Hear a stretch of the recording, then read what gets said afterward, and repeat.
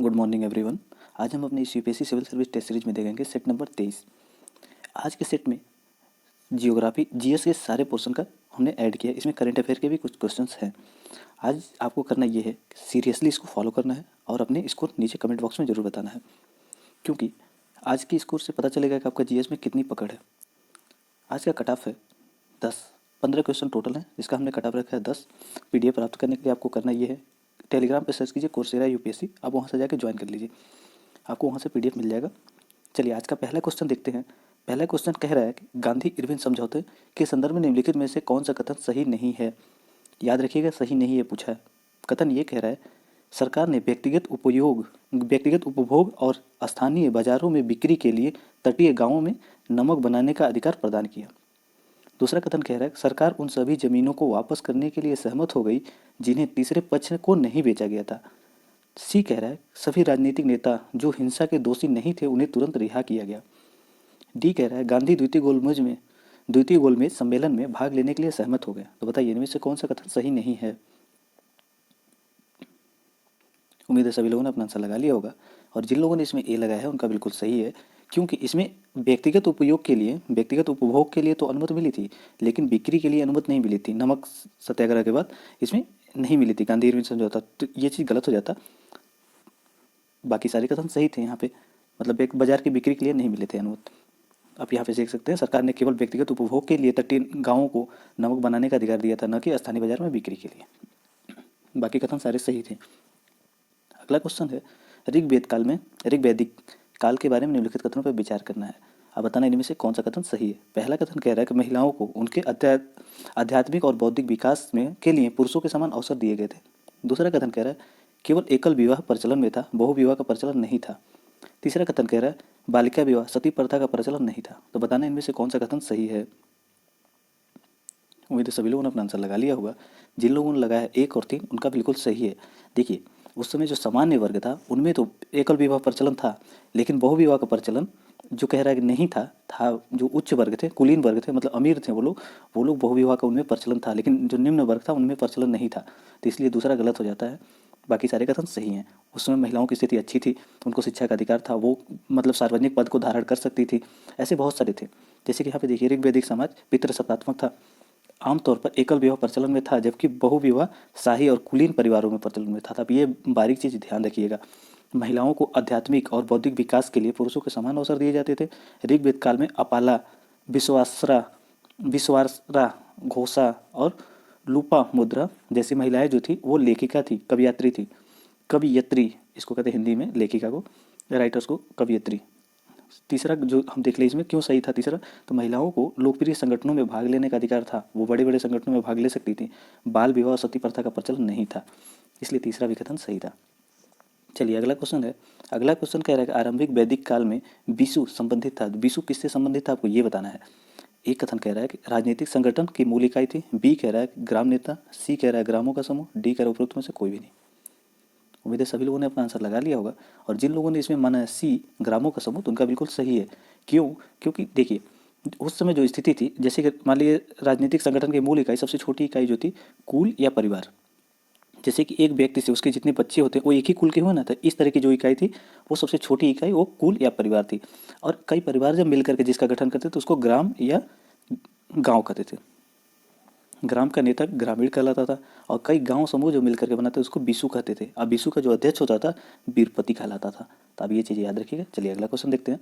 अगला क्वेश्चन कह रहा है, निम्नलिखित कथनों पर विचार कीजिए। कथन 1 दिया है, इसमें सत्य ढूंढना है आपको। कथन 1 दिया है, राष्ट्रपति सरकार से स्वतंत्र होकर के क्षमादान की अपनी शक्तियों का प्रयोग नहीं कर सकते हैं। दूसरा कथन कह रहा है, राष्ट्रपति की क्षमादान की शक्ति का दायरा राज्यपाल की तुलना में व्यापक है। तो बताइए कौन सा कथन इसमें से सही है। ये देखिए, क्वेश्चन अभी न्यूज़ में था, और आप लोग द हिंदू पढ़ते होंगे तो द हिंदू में इस पर काफ़ी बड़ा आर्टिकल भी आया हुआ था, इसलिए इसको क्वेश्चन को लेना ज़्यादा जरूरी हो गया था। तो बताइए कौन सा कथन सही है। इसमें जिन लोगों ने सी लगाया है उनका बिल्कुल सही है, क्योंकि राष्ट्रपति जो है वो क्षमादान शक्ति उनका स्वतंत्र नहीं है। सुप्रीम कोर्ट ने अपने बहुत सारे, मतलब यूँ कहें तो निष्कर्ष में, वहाँ आदेश जो दिए थे कोर्ट में सजा, मतलब सुनवाई करते हुए, वहाँ पे भी सुप्रीम कोर्ट ने कई बार बोला था इस चीज़ को लेकर कि राष्ट्रपति स्वतंत्र नहीं है, इनको मंत्रिपरिषद से सलाह लेकर के ही करनी चाहिए। तो दोनों कथन यहाँ सही थे। सी जिन लोगों ने लगाया था उनका बिल्कुल सही है। आप यहाँ पे देख लीजिए, अनुच्छेद 72 में ये प्रावधान किया गया है कि राष्ट्रपति किन किन मामलों में अपराधी दोषी को करार को मतलब क्षमादान कर शक्ति का उपयोग कर सकते हैं। पहला देखिए, संघीय विधि के विरुद्ध किसी अपराध के संदर्भ में राष्ट्रपति यहाँ पे अपना क्षमादान शक्ति का यूज कर सकते हैं। सैन्य न्यायालय द्वारा किए गए दंड में आमतौर पर उपयोग कर सकते हैं, और यदि दंड का स्वरूप मृत्यु दंड हो तो भी यूज कर सकते हैं राष्ट्रपति। लेकिन वहीं राज्यपाल इसका उपयोग नहीं कर पाते हैं। सैन्य मामलों में भी राज्यपाल नहीं यूज कर पाते, क्योंकि राष्ट्रपति क्यों यूज कर लेते हैं, क्योंकि वो प्रमुख होते हैं और मृत्यु दंड के लिए स्पेशल उनको प्रोविजन दिया गया है। इनका वीटो पावर है, वीटो नहीं कहेंगे इसको, क्षमादान शक्ति है जिसका राष्ट्रपति यूज करते हैं। अन्य चीज़ देख लें तो राष्ट्रपति अपनी शक्तियों का उपयोग केंद्रीय मंत्रिमंडल के परामर्श के बिना नहीं यूज कर सकते हैं, बिना परामर्श के नहीं उपयोग कर सकते हैं। और चीज़ देखें तो सुप्रीम कोर्ट ने कई मामलों में, जैसे कि 1980 का एक मामला है बारू राम बनाम भारत संघ मामले में भी बोला था सुप्रीम कोर्ट ने कि राष्ट्रपति को फैसला करते हुए मंत्रिपरिषद से सलाह पर ही कार्रवाई करनी चाहिए। 1994 में भी एक मामला आया था धनंजय चटर्जी बनाम पश्चिम बंगाल, इस मामले में भी सुप्रीम कोर्ट ने यही बोला था कि मंत्रिपरिषद की सलाह पर ही कार्रवाई करना चाहिए। कुछ अन्य चीज़ें देखिए तो दोनों की जो राष्ट्रपति और राज्यपाल की क्षमादान की शक्तियाँ, तो राष्ट्रपति के आर्टिकल 72 में दिया हुआ है और वहीं राज्यपाल का दिया हुआ अनुच्छेद 161 के तहत। तो राज्यपाल को क्षमादान की शक्ति से अधिक राष्ट्रपति को दी गई है शक्तियाँ। राष्ट्रपति सैन्य और मृत्यु दंड दोनों में सुनवाई कर सकता है, लेकिन राज्यपाल नहीं कर सकते हैं। तो ये दोनों में डिफरेंट था। उम्मीद है सभी लोगों ने सी लगाया होगा। जिन लोगों ने सी लगाया तो उनका सही है, अगर आपने सी नहीं लगाया था, कोई और कथन लगाया था तो आपका गलत है, आप गलत में काउंट कीजिएगा इसको। अगला क्वेश्चन है, कह रहा है कि निम्नलिखित कथनों पर विचार कीजिए। पहला कथन ये कह रहा है संविधान का अनुच्छेद 110 धन विधेयक से संबंधित है। कथन 2 कह रहा है धन विधेयक को लोकसभा या राज्यसभा दोनों में पेश किया जा सकता है। तीसरा कथन कह रहा है कि राज्यसभा धन विधेयक में संशोधन कर सकती है अथवा इसे अस्वीकार कर सकती है। तो बताइए इनमें से कौन सा कथन सही है। उम्मीद है सभी लोगों ने आंसर लगा लिया होगा, और जिन लोगों ने इसमें लगाया केवल एक, उनका बिल्कुल सही है, क्योंकि सभी को पता होगा कि धन विधेयक केवल लोकसभा में पेश किया जाता है, राज्यसभा में नहीं। और यहाँ पे जो दूसरा कथन दिया हुआ है कि संशोधन कर सकती है और इसे अस्वीकार कर सकती है, तो ये बिल्कुल गलत है। 14 दिन तक अपने पास रखेगी, 14 दिन से ज़्यादा हुआ तो मान लिया जाएगा कि राज्यसभा ने पास कर दिया। छोटा मोटा सुझाव देगी तो उसको अगर अच्छा लगा तो लोकसभा उसको मतलब एक्सेप्ट करेगी, नहीं तो नहीं करेगी। ये लोकसभा पर डिपेंड है, यूँ कर लें तो दादा है इस मामले में लोकसभा। तो जिन लोगों ने बी लगाया था उनका बिल्कुल सही है। आप यहाँ पे देख लीजिए, money bill, finance bill, category 1 category 2 हम दोनों समझेंगे बारीकी से। देखिए आज कोशिश करेंगे ज़्यादा लंबा वीडियो ना हो, तो पहले देख लीजिए मनी बिल। इसका जो किस में दिया गया है, तो आर्टिकल 110 से मतलब व्यापक संबंध है। अगर दूसरा देखें तो अगर वो मनी बिल से संबंधित कोई है लेकिन वो मनी बिल ना हो, मनी बिल से संबंधित हो, तो उसको कैटेगरी 1 में डालेंगे, फाइनेंशियल बिल कैटेगरी 1। वहीं देख ले अगर फाइनेंशियल बिल 2 किस में डालेंगे, तो अगर वो भारत के संचित निधि से संबंधित कोई प्रोविजन हो रहा है तो उसको फाइनेंस बिल के अंदर डालेंगे। अब देखिए किस में इंट्रोड्यूस किया जा सकता है, मनी बिल को किस में इंट्रोड्यूस किया जा सकता है, तो केवल लोकसभा में। देखिए फाइनेंस बिल कैटेगरी 1 कैटेगरी 2 वो किस में इंट्रोड्यूस किया जा सकता है, तो ये चीज़ें जो मनी बिल 1 कैटेगरी का है, कैटेगरी 1 का है, उसको केवल लोकसभा में ही इंट्रोड्यूस किया जा सकता है। लेकिन देखें कैटेगरी 2 का है जो फाइनेंस बिल कैटेगरी 2, तो उसको क्या किया इंट्रोड्यूस किया जा सकता है, तो पार्लियामेंट में मतलब संसद के दोनों सदनों में पेश किया जा सकता है कैटेगरी 2 को। यहाँ कैटेगरी 2 आप ध्यान रखिएगा जरूर। और चीज़ें देख लें यहाँ पे, तो ये तीनों मामले में चाहे वो मनी बिल हो, कैटेगरी 1 कैटेगरी 2 किसी का भी हो, इसमें राष्ट्रपति की पहले उनकी मतलब अनुमति लेनी आवश्यक होती है। राष्ट्रपति पहले इसमें रिकमेंड कर दें इंट्रोड्यूस करने से पहले ही। तो तीनों मामले में ये चीज़ राष्ट्रपति से पहले पूर्व अनुमति लेनी आवश्यक होती है। अब देखिए यहाँ पे देखें तो मनी बिल के संबंध में पहले देखें ज्वाइंट सीटिंग का प्रोविज़न है, तो बिल्कुल नहीं है। मनी बिल में ज्वाइंट सीटिंग नहीं हो सकती है, लेकिन फाइनेंस बिल 1 में कैटेगरी 1 में ज्वाइंट सीटिंग हो सकती है। अब देखिए कैटेगरी 2 में, तो इसमें भी ज्वाइंट सीटिंग हो सकती है। अब तीसरा कथन देखिए, president can not return money bill, मतलब राष्ट्रपति मनी बिल को वापस नहीं कर सकते हैं। अब देखिए कैटेगरी 1 में राष्ट्रपति क्या कर सकते हैं, रिटर्न कर सकते हैं मनी बिल को, कैटेगरी 2 को फाइनेंस बिल को रिटर्न कर सकते हैं कंसाइडर के लिए, मतलब फिर से कंसिडरेशन के लिए, मतलब फिर से पुनर्विचार के लिए राष्ट्रपति वापस कर सकते हैं। अब सेकंड कैटेगरी में भी राष्ट्रपति पुनर्विचार के लिए वापस कर सकते हैं। उम्मीद आपको समझ में आ गई होगी। चलिए अगला क्वेश्चन देखते हैं। यहाँ पे आपको पढ़ लीजिएगा कैटेगरी 1 कैटेगरी 2।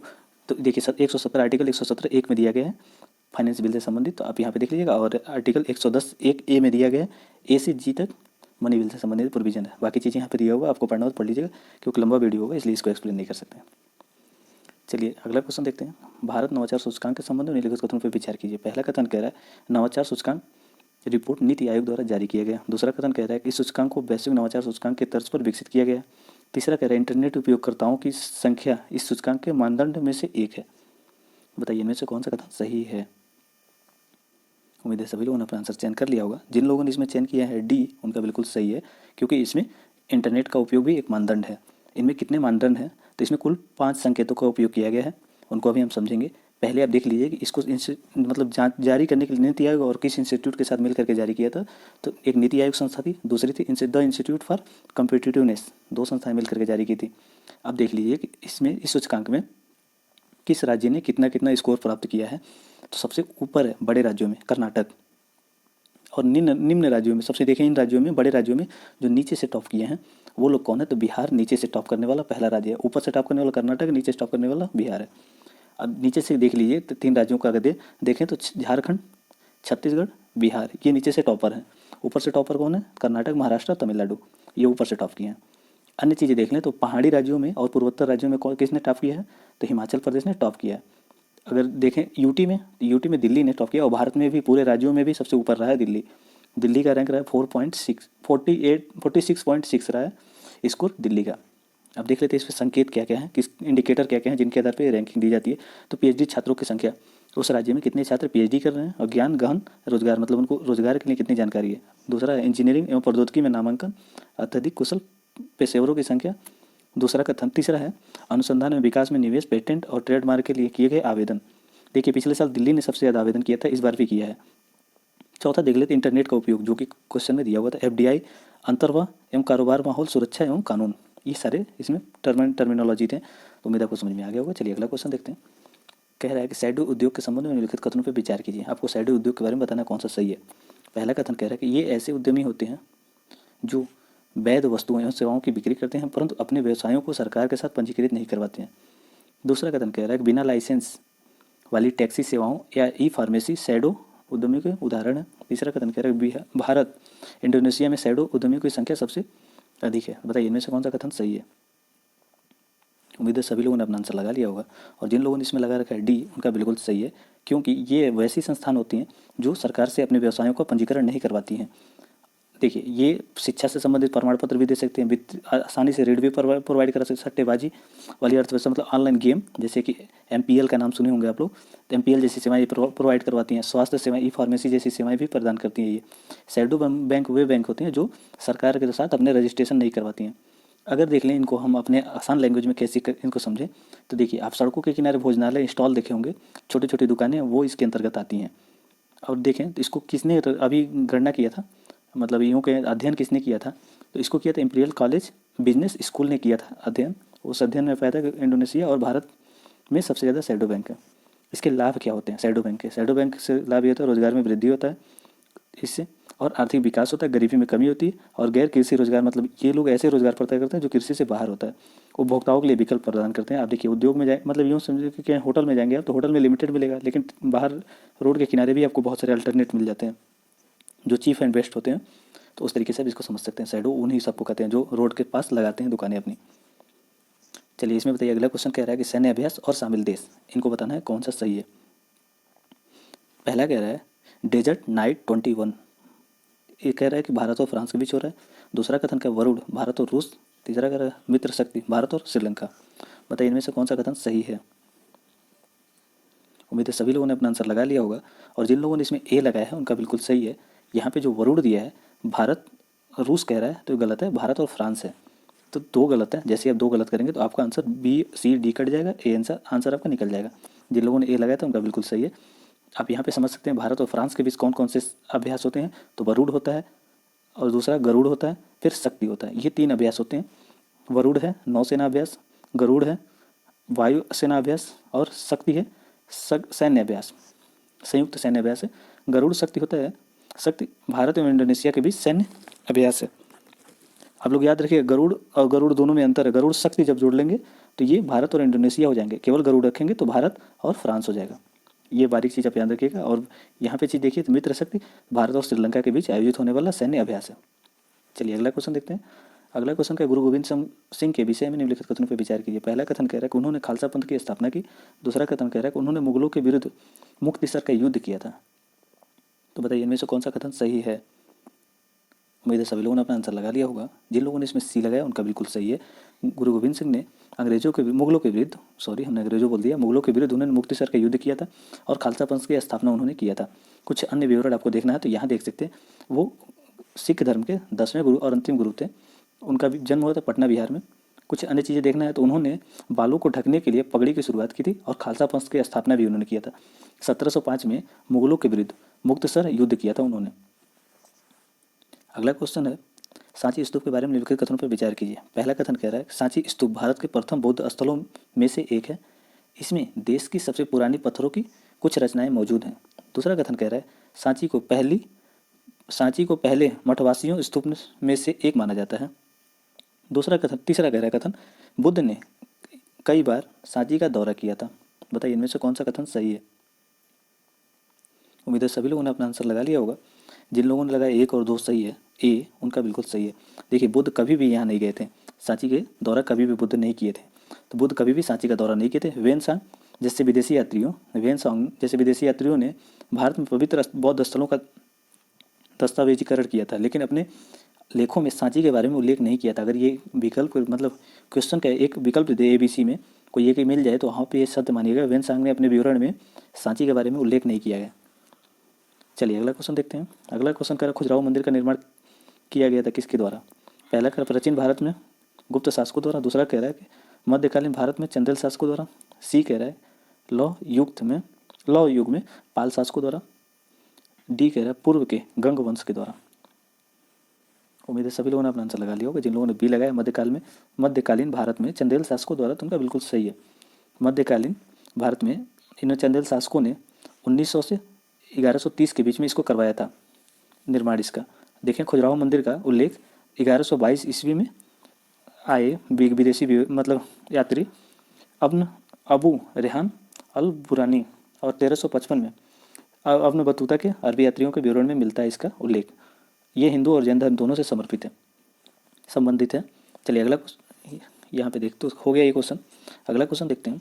अगला क्वेश्चन का निम्नलिखित में से कौन सा कथन मोडियट्टू को प्रदर्शित करता है। मोडियट्टू को कौन सा कथन प्रदर्शित करता है आपको ये बताना है। पहला कथन कह रहा है ये बांस की नक्काशी जिसे प्राकृतिक रंगों के उपयोग से बनाया गया है जो इसे चमकीला रंग प्रदान करता है। दूसरा कथन कह रहा है ये चोल राज्य के मंदिरों की नक्काशी की हुई चट्टानें हैं। तीसरा कथन कह रहा है मतलब सी कह रहा है यह आंध्र प्रदेश राज्य में प्रचलित राड कठपुतली का एक रूप है। डी कह रहा है यह केरल का एक अनुष्ठानिक थिएटर एवं नृत्य नाटक है। बताइए इनमें से कौन सा कथन सही है। इनमें से देखें तो डी जिन लोगों ने लगाया उनका बिल्कुल सही है। ये केरल का अनुष्ठानिक थिएटर और नाटक है। देखिए मोडियट्टू केरल का एक पारंपरिक अनुष्ठानिक थिएटर लोक नाट्य है। 2010 में इसको यूनेस्को की मानवता की अमूर्त सूची में इसको सम्मिलित किया गया था। और इससे पहले किसको सम्मिलित किया गया था, ये तो दूसरा हो गया। इससे पहले कडियट्टम को सम्मिलित किया गया था। ये 2 चीज़ें आप याद रखिएगा। इसको 2010 में मोडियट्टू को यूनेस्को की मानवता और अमूर्त सांस्कृतिक विरासत में सम्मिलित किया गया था। इसी में इससे पहले कुडियाट्टम को सम्मिलित किया गया था। चलिए अगला क्वेश्चन है कथकली के संबंध में निम्नलिखित कथनों पर विचार कीजिए। पहला कथन करेंगे ये सबसे प्राचीनतम नृत्य रूप है जिसे भारत में शास्त्रीय नृत्य के रूप में मान्यता प्राप्त है। दूसरा कथन कह रहा है कथकली के प्रदर्शन में पात्र मोटे तौर पर सात्विक, राजसिंह और तामसिंह प्रकारों में विभाजित है। तीसरा कथन कह रहा है कथकली में शारीरिक संरचना शैली को केरल की शुरुआती मार्शल आर्ट से ग्रहण किया गया है। तो बताइए इनमें से कौन सा कथन सही है। उम्मीद है सभी लोगों ने अपना आंसर लगा लिया होगा। जिन लोगों ने इसमें बी लगाया है उनका बिल्कुल सही है। ये बहुत प्राचीन नहीं है, अभी ये नया है, लेकिन इसमें कुछ प्राचीन जो परंपराएं थे उनसे कुछ ग्रहण किया गया है। तो इसकी उत्पत्ति अभी हाल ही में हुई है और इसमें सामाजिक धार्मिक नाटकीय रूप से विकसित हुआ है। मतलब जो उनके समाज में धार्मिक रूप से जो चीज़ उपयोग की जाती है उनको ये समाहित करके विकसित हुआ है। प्राचीन काल से जो परंपराएं चली है तो उनको ग्रहण करके, जैसे कि गुड़ नृत्य, चेहरे के जो होते हैं भावनाएं व्यक्त करना, उनको प्रस्तुत करने के सारे गुण ये परंपराओं से ग्रसित कर उनसे लेकर के इन्होंने ऑब्जर्व किया अपने अंदर। शारीरिक संरचनाओं और नृत्य प्रारूपों को केरल के मार्शल आर्ट से ग्रहण किया गया है। ये चाक्यार कुथु, कडियाट्टुम और कृष्ण अट्टम, रामानट्टुम ये सारे वहाँ के अनुष्ठानिक कलाएं हैं जिनसे ये कथकली प्रभावित है, प्रत्यक्ष रूप से प्रभावित है ये इन सबसे। तो इसमें बस इतना आपको समझना था कि ये ज़्यादा प्राचीन नहीं है, अभी नया है। बाकी सारी बातें तो वही स्टैटिक ही हैं। देखिए अगला क्वेश्चन कह रहा है 1857 के विद्रोह और नेताओं के निम्नलिखित केंद्रों पर विचार कीजिए।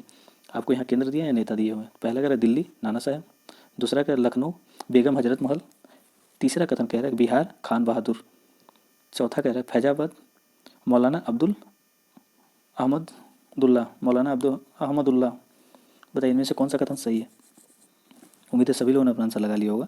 जिन लोगों ने यहाँ बिहार कट किया था, बिहार जैसे ही आप कट करेंगे ए बी और डी कट जाएगा तो आपका आंसर निकल जाएगा सी। जिन लोगों ने सी लगाया था उनका बिल्कुल सही है। यहाँ पे देखिए दिल्ली में जनरल बख्त खां थे और बिहार में कुंवर सिंह, ये सबको पता होगा। आज का लास्ट क्वेश्चन है, स्वदेशी आंदोलन की विशेषताओं के संबंध में निम्नलिखित कथनों में से कौन सा सही है। स्वदेशी आंदोलन की विशेषताओं को बताना है, इसमें से कौन सा कथन सही है। पहला कह रहा है आत्मनिर्भरता पर बल, दूसरा कह रहा है किसानों की व्यापक भागीदारी, तीसरा कह रहा है सांस्कृतिक पुनरुत्थान। तो बताइए इनमें से कौन सा कथन सही है। उम्मीद है सभी लोगों ने अपना आंसर लगा लिया होगा। इसमें जिन लोगों ने लगाया 1 और 3 उनका बिल्कुल सही है। यहाँ पे दिया है व्यापक भागीदारी, व्यापक भागीदारी किसानों की नहीं थी, सीमित भागीदारी थी, इसलिए 1 और 3 सही है। इसका सही आंसर होगा सी। कुछ अन्य चीज़ें यहाँ पे फैक्ट देखना है तो स्वदेशी आंदोलन की विशेषता ये थी कि विदेशी वस्तुओं का बहिष्कार करना था, इसमें सार्वजनिक बैठक और जुलूसों का उपयोग करना, मतलब सभी लोग मिलकर के एक जगह बैठते थे, उनका विरोध करते थे। स्वयं सेवकों समूह का गठन, मतलब खुद अपने काम करेंगे, दूसरे से नहीं करेंगे। पारंपरिक एवं लोकप्रिय त्योहारों और मेलों का उपयोग, जैसे कि रक्षाबंधन। आत्मनिर्भर एवं आत्मशक्ति पर बल देना, इसमें किसानों की सीमित भागीदारी थी। ये चीज़ फैक्ट याद रखिएगा। चलिए आज का सीरीज देखने के लिए धन्यवाद। आप नीचे कमेंट बॉक्स में जरूर बताएं कि आपने कितना इसमें से सही कर लिया। अगर आप 10 से ज़्यादा सही करते तो आपका बहुत बढ़िया है।